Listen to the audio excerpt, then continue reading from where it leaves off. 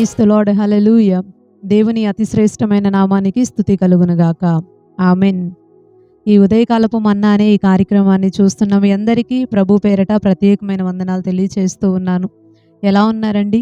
దేవుని మహా గొప్ప కృపలో మరలా తిరిగి ఈ రీతిగా కలుసుకొని దేవుని మాటలు ధ్యానించుకోవడానికి సహాయపడిన దేవాతి దేవుడు స్తుతించబడునుగాక. ఆమెన్, హల్లెలూయా.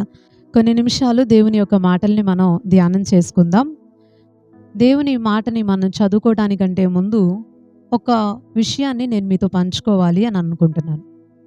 చాలాసార్లు మనుషులంగా మనం అనుకుంటూ ఉంటాం, నేనెంతో ప్రార్థన చేస్తున్నాను, దేవుణ్ణి ఎంతో అడుగుతున్నాను, ఈ విషయం నిమిత్తమై ఎంతో కనిపెడుతున్నాను, కానీ ఎందుకో తెలీదు, కానీ నాకు ఏ సహాయం కలగట్లేదు. ఆ విషయంలో దేవుడు నాకు ఏమీ సహాయం చేయట్లేదు. ఎందుకో తెలియట్లేదు. నా జీవితం ఎప్పుడూ ఇలా బాధల గుండానే వెళ్ళిపోతుంది. ఎందుకో తెలియట్లేదు. నేనెంతో దేవుని దగ్గర రిక్వెస్ట్ చేస్తున్నాను, గోజాడుతున్నాను, అడుగుతున్నాను, కానీ నాకు ఏ సమాధానం దొరకట్లేదు. ఈ సమస్య సమస్యగానే ఉండిపోయింది. ఈ అవసరతగానే ఉండిపోయింది. దేవుడు నా ప్రార్థనకి జవాబు ఇవ్వట్లేదు. నాకు దేవుడు స్పందించట్లేదు. నా విషయంలో దేవుడు పట్టించుకోవట్లేదు అని మీకు ఎప్పుడైనా అనిపించిందా? ఏ విషయాన్ని బట్టైనా అలాగా మీరు ఆలోచించారా? అలా అయితే ఈ ఉదయకాల సమయం మీతో నేను ఒక మంచి విషయాన్ని పంచుకోవాలనుకుంటున్నాను. మనం ఆరాధించేటటువంటి దేవుడికి ఒక పేరుంది. ఏంటి ఆ పేరు అంటే ప్రార్థన ఆలకించువాడు అని. దేవునికి స్తోత్రం, హల్లెలూయా. ఆయన ప్రార్థన ఆలకించేటటువంటి దేవుడు. మనం ఏది ప్రార్థన చేసినా దేవుడు వింటాడు, సహాయం చేస్తాడు. అయితే ఆయన సహాయపడేటటువంటి కోణాలు 3 రకాలుగా ఉంటాయి. మొదటిది ఏంటి అంటే, మనం ప్రార్థన చేసినప్పుడు వెంటనే దేవుడు మనకి సహాయపడతాడు. వెంటనే మనం చేయక తలికే వెంటనే దేవుని యొక్క కార్యం జరిగిపోతుంది.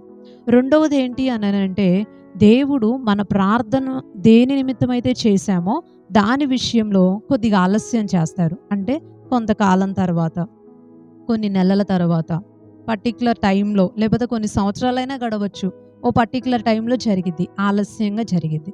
మూడవది ఏంటి అంటే, మనం ఏదైతే ప్రార్థన చేశామో దానికి దేవుడు జవాబు ఇవ్వడు, సైలెంట్గా ఉంటాడు. ఆయన కోణాలు ఈ 3 రకాలుగా ఉంటాయి. చాలాసార్లు మనం అనుకుంటాం, దేవుడు వెంటనే కార్యం చేసేయంగానే, అమ్మో దేవుడు ఎంత మంచి దేవుడు, నా ప్రార్థన విన్నాడు, నాకు సహాయం చేశాడు అని మనం ఆనందపడిపోతూ ఉంటాం. ఒకవేళ కొన్ని రోజులు దేవుడు ఆలస్యం చేశాడు అనుకోండి, ఆయన సమయం ఇంకా రాలేదని మనం దేవుడు అన్యాయస్తుడిగా భావిస్తూ ఉంటాం. లేకపోతే దేవుడు స్పందించని వ్యక్తిగా, మనల్ని వదిలేశాడేమో, మనల్ని విడిచిపెట్టేశాడేమో అని భావించుకొని బాధపడుతూ ఉంటాం. మూడవది, ఎన్ని సంవత్సరాలు మనం ప్రార్థన చేసినా ఆ విషయంలో కనుక దేవుని యొక్క కార్యం జరగకపోతే, ఇక చేసి మనకు ఎలా అయిపోతుందంటే, దేవుని పైనే ఒక రకమైన విరోధ భావం అనేది, విరక్తి అనేది వచ్చేస్తూ ఉంటుంది. మీకు కూడా ఇలా ఎప్పుడైనా జరిగిందా అండి? అయితే పరిశుద్ధ గ్రంథంలో నుంచి ఒక సందర్భాన్ని గుర్తు చేయాలి అని నేను అనుకుంటున్నాను. ఏంటది అంటే, మనందరికీ బాగా తెలుసు, మార్తా మరియా లాజరు యొక్క సందర్భం.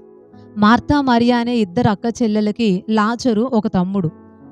తల్లిదండ్రుల గురించి ఎక్కడా వ్రాయబడి లేదు, వాళ్ళు లేరు.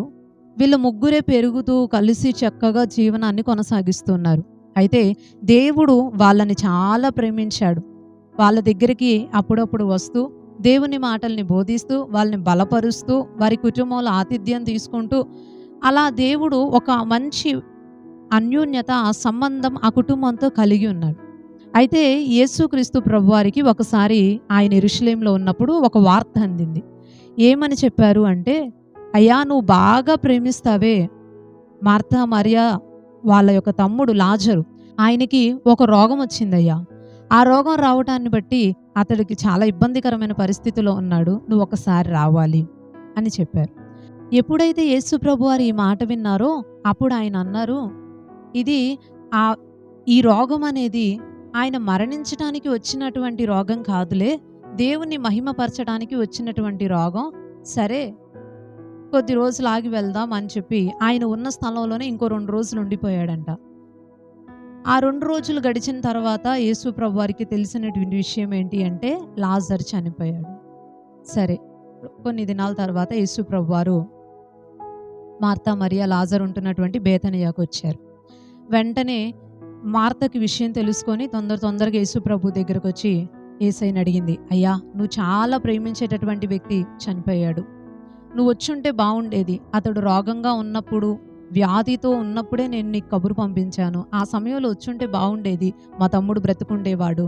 ఆయన చనిపోయాడు. ఈరోజు మా తమ్ముడిని మేము కోల్పోయాము. ఆడవాళ్ళంగా మేమిద్దరం మిగిలిపోయాము అని చెప్పి వెంటనే ఆవిడ హృదయంలో ఉన్నటువంటి భావన అంతా కూడా బయటికి చెప్పింది. యేసయ్య కొన్ని విషయాలు సమాధానం చెప్పారు. తర్వాత మార్తా మరియని తీసుకొని యేసు ప్రభువారు లాజరు సమాధి దగ్గరికి వెళ్ళి, ఆ సమాధి దగ్గరికి వెళ్ళి, నువ్వు నమ్మితే దేవుని మహిమను చూస్తావు మార్తా అని చెప్పి దేవుడు ఒక అద్భుతమైన కార్యం చేశాడు. అది అందరికీ తెలిసిన విషయమే. ఏంటా కార్యం అంటే, చనిపోయి అప్పటికే 4 దినాలైనటువంటి లాజరుని దేవుడు సజీవంగా తిరిగి లేపి బయటికి తీసుకొచ్చాడు. దేవునికి స్తోత్రం, హల్లెలూయా. ఈ సందర్భం మనకి చాలా సార్లు ధైర్యాన్ని ఇస్తుంది. దేవుడు ఎంత గొప్పవాడో మనకి తెలియపరుస్తూ ఉంటుంది. అందుకే దేవుడు అన్నాడు, ఇది దేవుని మహిమ కోసం జరిగిందే కానీ అతను చనిపోవటానికి కాదు అని.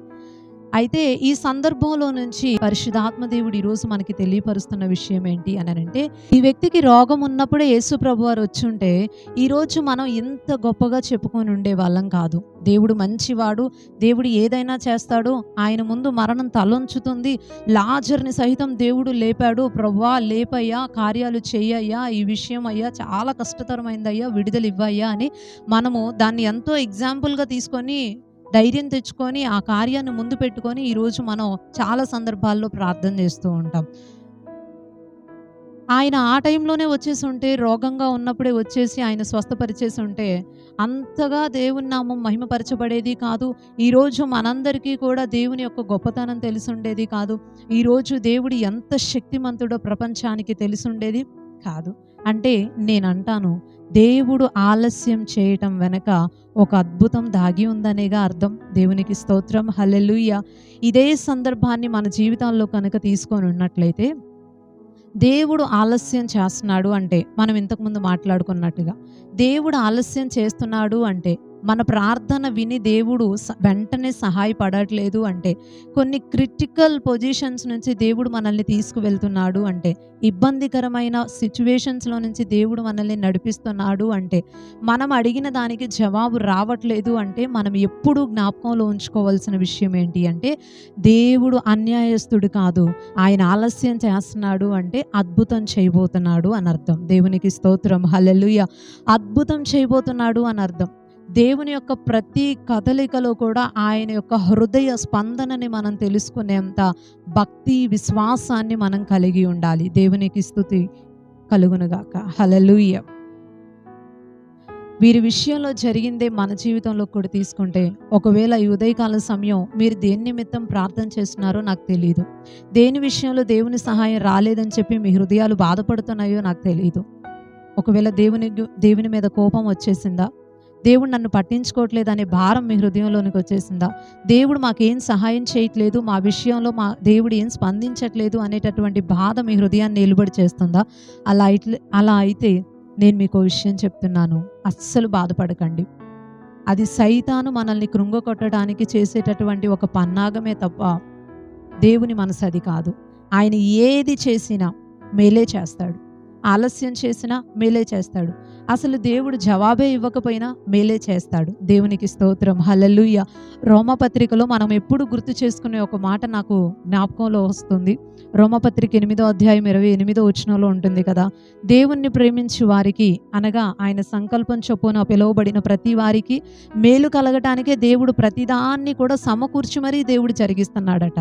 దేవునికి స్తోత్రం, హల్లెలూయా. నిజమే కదండి. మన జీవితాల్లో దేవుడు ఏది చేసినా మేలే చేస్తాడు. దాని వెనక ఏముందో మనకు అర్థం కాదు. దేవుడు ఎందుకు ఆలస్యం చేస్తున్నాడో మనకు అర్థం కాదు. దేవుడు ఎందుకు స్పందించట్లేదో మనకు అర్థం కాదు.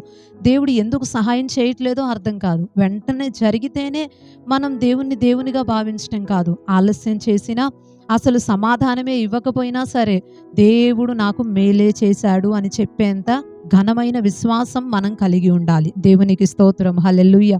ముఖ్యంగా ఈ చివరి రోజులో అలాంటి బలమైన విశ్వాసం అనేది, అలాంటి బలమైన నమ్మకం అనేది దేవుని పైన మనకు ఉండటం అనేది మనకి చాలా చాలా చాలా ముఖ్యం. ఈ ఉదయకాల సమయం దేవుని మాటలు వింటున్న ప్రియ సహోదరి సహోదరుడా, ఒక మంచి మాటను నేను మీకు తెలియచేస్తున్నాను. దేవుడు మంచివాడు. అన్ని సమయాల్లో దేవుడు మంచివాడు. ఏది చేసినా మంచే చేస్తాడు. కృంగిపోకండి.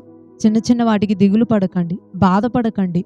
దేవుడేంటి ఇలా చేశాడు, ఇట్లా ఎందుకు జరిగింది, ఏం చెప్పట్లేదేంటి, ఎందుకు ఆలస్యం జరుగుతుంది, ఇలాంటి ప్రశ్నలతో దేవుణ్ణి ఏ రోజు ప్రశ్నించకండి. ఆయన ఏది చేసినా మేలే చేస్తాడు. కాబట్టి మనకంటే బాగా మన గురించి ఆయనకి బాగా తెలుసు. కాబట్టి ఆయన చేతులకి సమస్తము కూడా న్యాయంగా జరిగించి ఆయన చేతులకి మన జీవితాన్ని అప్పగించేసుకుంటే ఖచ్చితంగా దేవుడు మన జీవితాల్లో మేలు చేస్తాడు, ఆశీర్వాదం చేస్తాడు.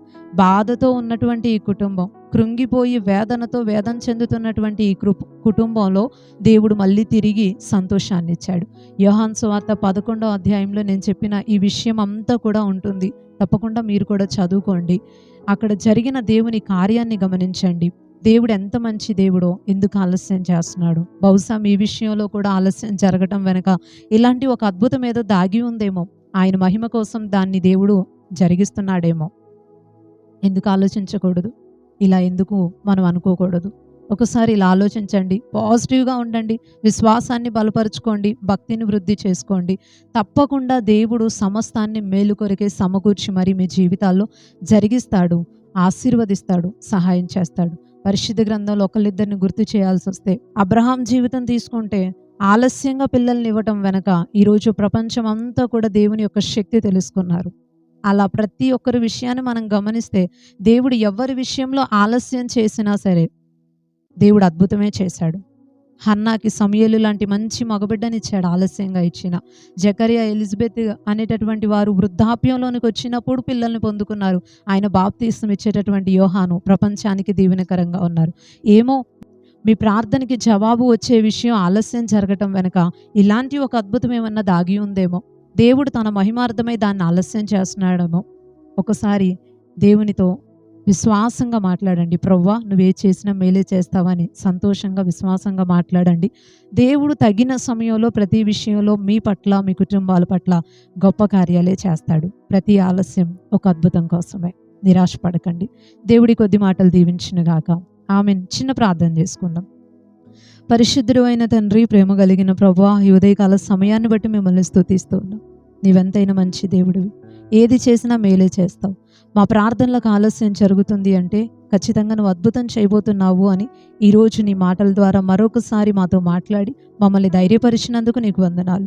ఈరోజు నీ మాటలు విన్న ప్రతి ఒక్కరిని దీవించండి. తగిన సమయంలో వారి పట్ల గొప్ప కార్యాలు చేసి నీ నామం మహిమపరచబడినట్లుగా, వారు అనేక మందికి దీవెనకరంగా మార్చబడినట్లుగా సహాయం చేయమని వేడుకుంటూ, పరిశుద్ధాత్మ తండ్రి, ఈరోజు ఈ ఉదయకాల సమయం ఎంతమంది అయితే పనులకు వెళ్తున్నారో అందరికీ మీ సహాయాన్ని దయచేయండి. ప్రయాణాల్లో తోడుగుండండి. రాకపోకల్లో క్షేమం దయచేయండి. ప్రతి విషయంలో, ప్రతి పనిలో కూడా మీరు తోడుగుండి ఎలాంటి కీడు ప్రమాదాలు వారికి సంభవించకుండా సహాయం చేయమని వేడుకుంటూ, నీ సన్నిధి, కాపుదల, శాంతి, సమాధానం, ఐక్యత, ప్రేమలు ప్రతి ఒక్కరి కుటుంబాల్లో, అంతరంగాల్లో ఉండునట్లుగా సహాయం చేయమని మనవి చేసుకుంటూ, నజరేయుడును శక్తి కలిగిన యేసుక్రీస్తు వారి శ్రేష్టమైన నామములో ఈ ప్రార్థన అడిగి వేడుకుంటున్నాం పరమ తండ్రి. ఆమెన్. ఆమెన్. అందరికీ ప్రైజ్ ది లార్డ్ అండి. మరలా తిరిగి రేపు ఉదయకాల సమయం, ఉదయకాలపు మన్నా అనే ఇదే కార్యక్రమంలో పాల్గొని దేవుని మాటలు విని దీవించబడదాం. అప్పటి వరకు దేవుని యొక్క మహా గొప్ప కృప మనందరికీ తోడైండునుగాక. ఆమెన్. Praise the lord.